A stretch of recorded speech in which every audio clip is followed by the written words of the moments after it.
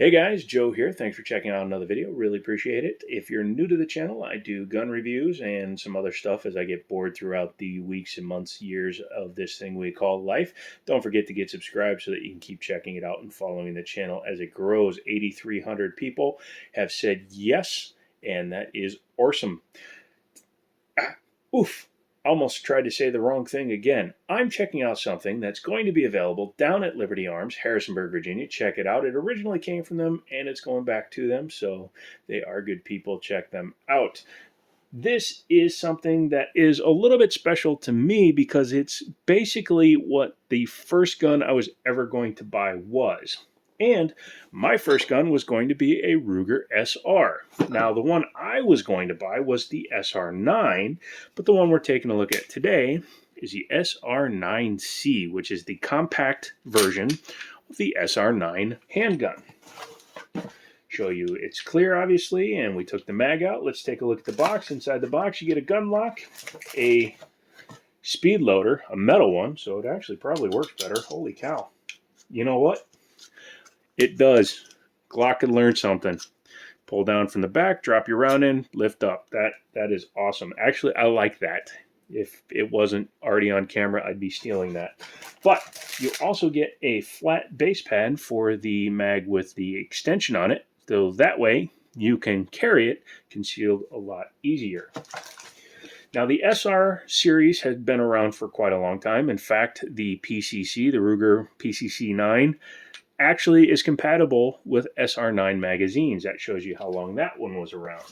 We've since moved on to the Security 9 series, and that has basically supplanted the SR series in every way.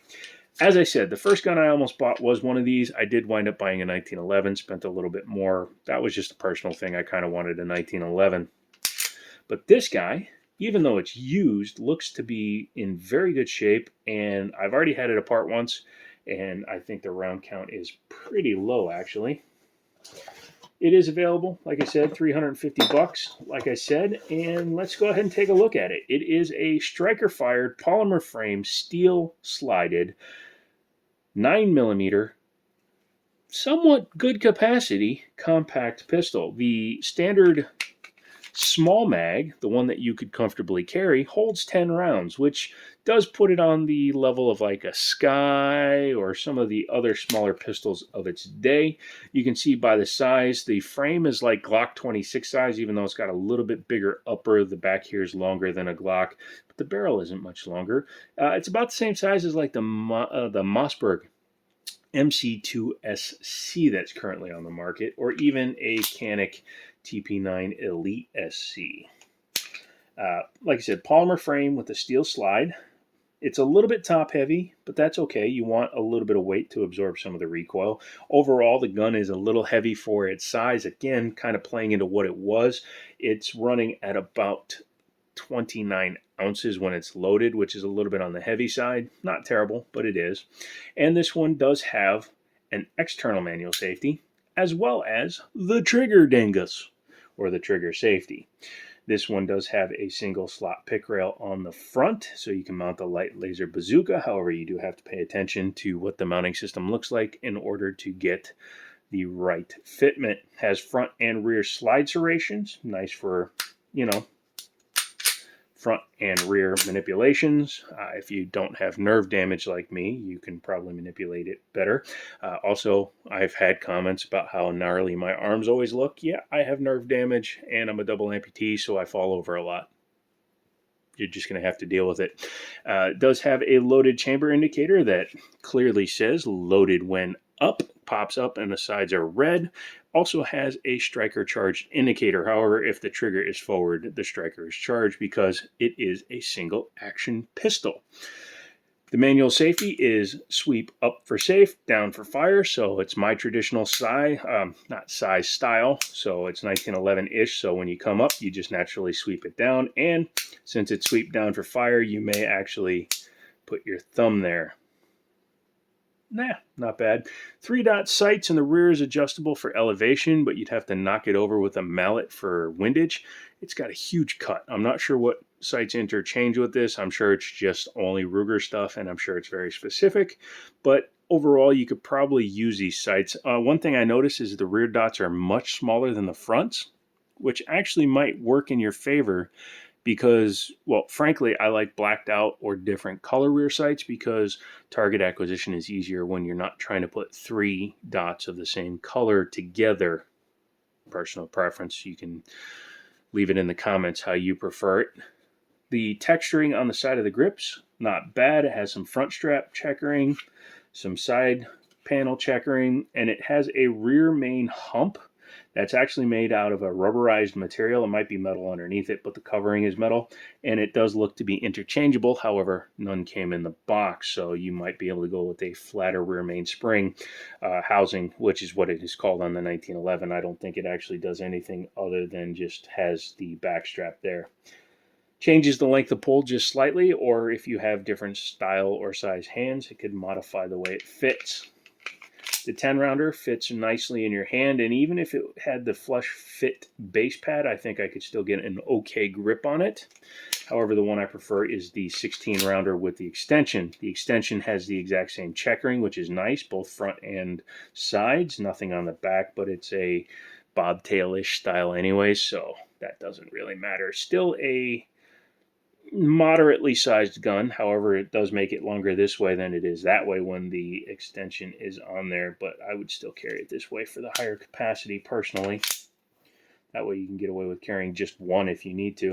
As I said, single action pistol, so let's go ahead and demonstrate that. It's got the trigger safety, so unless that's depressed, the gun won't go boom. Also, you do have your manual safety, but once you've depressed the blade style trigger safety, you can come back. It's very stiff. There's just a little bit of like a break wall break before the break, if that makes any sense. You see that, just that little minute thing. It's not slop, it's not take up, it's almost like a 2-staging trigger, and then just breaks. It's about 5.5 pounds on this one. Same place, the break is where it resets right into the next shot, but again, being single action, once it fires or once you've pulled the trigger is dead until it resets. So if you do have a round that doesn't go off, you're going to have to, do a clearing drill in order to get the gun back into action. It's enough talking about it. Let's take it apart. Well, we're going to talk about it while we take it apart, but you know what I mean. First thing we do is we check it.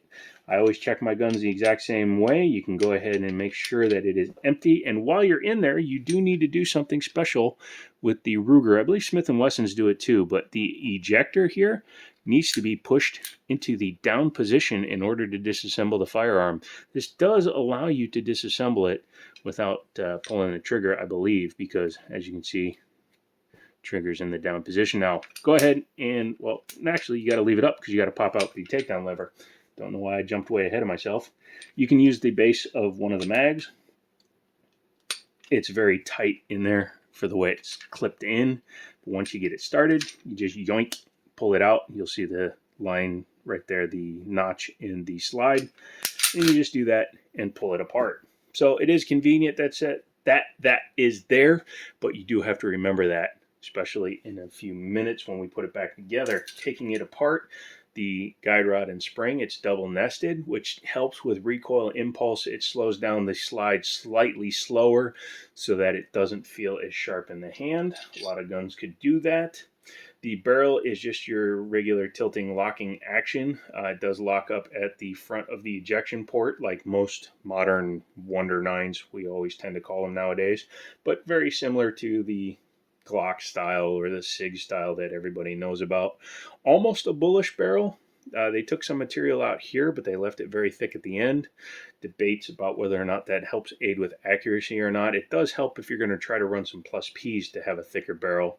And as you can see back here at the back of the chamber, it's very thick. So it should be able to fire plus P relatively safely.